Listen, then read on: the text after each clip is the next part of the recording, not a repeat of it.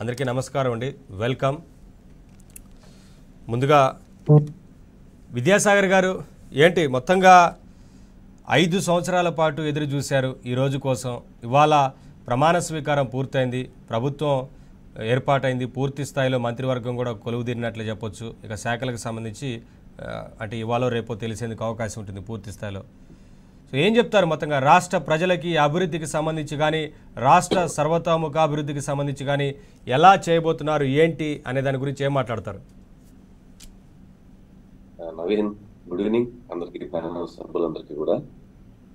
అంటే ఇప్పుడే స్వైరింగ్ అయింది కదా, it is very too early to discuss అంటాను. అంటే how to plan to make betterment to Andhra అన్న దాని మీద, వచ్చేటటువంటి మంత్రివర్గ కూర్పు మీద, అట్లాగే కేంద్ర రాష్ట్ర ప్రభుత్వాల సంబంధాల మీద ఇప్పుడు ఇక్కడ మంత్రివర్గం ఏర్పడింది కాబట్టి రాబోయే నాకు తెలిసి 1 వీక్ 10 days లో పెండింగ్ లో ఉన్నటువంటి ఏవైతే అంశాలు ఉంటాయో కేంద్ర ప్రభుత్వంతో ముడిపడిన అంశాల మీద ఇక్కడ నుండి మంత్రివర్గ సభ్యులు కానీ, లేకపోతే ప్రిన్సిపల్ సెక్రటరీస్ కానీ, ఆఫీసర్స్ కానీ వీళ్ళంతా కూడా వెళ్ళి అక్కడ మెల్లగా మొదలు పెట్టే కార్యక్రమం జరుగుతుంది. సో మొత్తం సెట్ అవ్వాలి కదా. సో ఏం జరుగుతుంది రాష్ట్రంలో ఏంటి అనే దాని మీద ఒకటి అవగాహన ఉండాలి. సో అవగాహన తెచ్చుకున్న తర్వాత కేంద్ర ప్రభుత్వంతో కోఆర్డినేషన్ చేసిన తర్వాత ఒక అంటే గవర్నమెంట్ కి వాట్ ఈజ్ వాట్ గత 5 సంవత్సరాల్లో ధ్వంసమైంది, ఏ మాత్రం ధ్వంసమైంది, ఏ మాత్రం రిపేర్ చేయగలము ఏంటి అనే దాని మీద కొంతకాలం పడుతుంది. ఇప్పటికిప్పుడు అంటే ఓవర్ నైట్ మనం దాని మీద చెప్పటం అన్నది కొద్దిగా ఇబ్బంది అవుతుంది నవీన్. కొంత మాకు బ్రీతింగ్ టైం ఇస్తే ఖచ్చితంగా తెలుగుదేశం, బీజేపీ, జనసేన పార్టీల కోalition గవర్నమెంట్ ఏదైతే ఉందో ఆ గవర్నమెంట్ కు సంబంధించి పని ప్రారంభించిన తర్వాత కొంత 15 రోజులు, 20 రోజులు, 40 రోజులు కొంత జనరల్ గా ఈ ప్రశ్న ఎందుకు వస్తుందంటే, ఇప్పటికే అమరావతికి సంబంధించి అక్కడ పనులు ప్రారంభమయ్యాయి. ప్రమాణ స్వీకారం జరగక ముందు నుంచే ఆ ప్రాంతంలో మొత్తం కొంత రోడ్లని బాగు చేసుకోవడం కానీ, మరమ్మతులు చేయడం కానీ, ఆ ప్రాంతాన్ని అంతా కూడా గత ప్రభుత్వ పాలనలో జరిగిన విధ్వంసం ఏందో అందరికీ తెలిసి ఏంటనేది. సో ఇవాళ అక్కడ కొంత అభివృద్ధి ప్రారంభం అవ్వగానే ఈ ప్రభుత్వం మీద ఇంకాస్త అంటే ఎక్స్పెక్టేషన్స్ కూడా ఎక్కువగానే ఉన్నాయి కదా.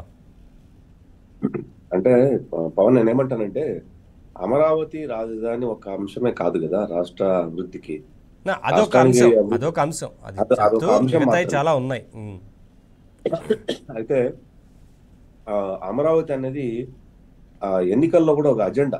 అమరావతి రాజధాని లేకపోతే 3 రాజధానులు అన్న దాని మీద అమరావతి కూడా ఒక అజెండా మీద తెలుగుదేశం ఒక క్లారిటీ కానీ, జనసేన, బీజేపీ పార్టీల క్లారిటీ కానీ, ఐకమత్యంగా ఒకటే వాదన, అది అమరావతి ఉండాలనేది వాదన. అట్లాగే పోలవరం, అట్లాగే రాష్ట్రానికి కావాల్సిన వనరులు, నిధులు, ఇవన్నీ కూడా.